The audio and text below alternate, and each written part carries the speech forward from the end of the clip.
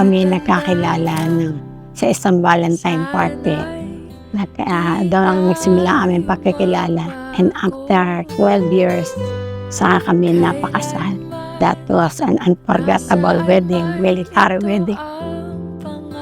Siya ay isang military man, may discipline at mabait, pasensyoso, maunawain. Kaya kami nagtagal ng ganito. Hindi kami nagkakagalit. Kung may samaan ng loob, tahimik lang.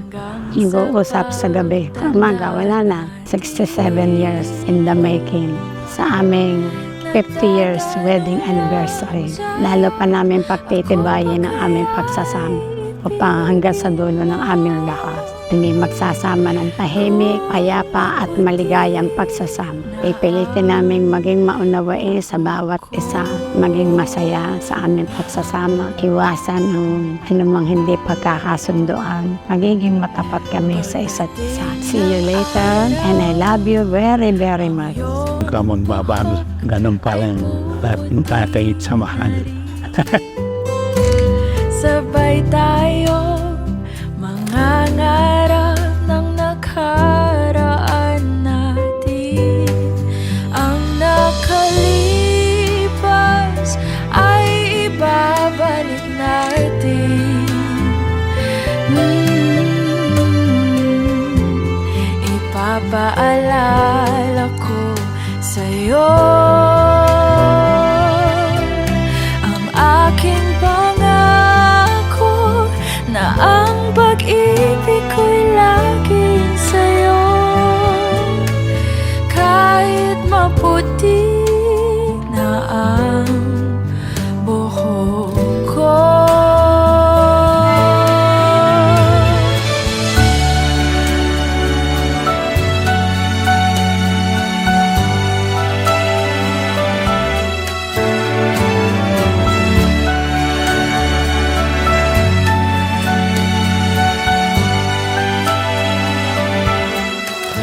Ang nakalipas ay babalik natin.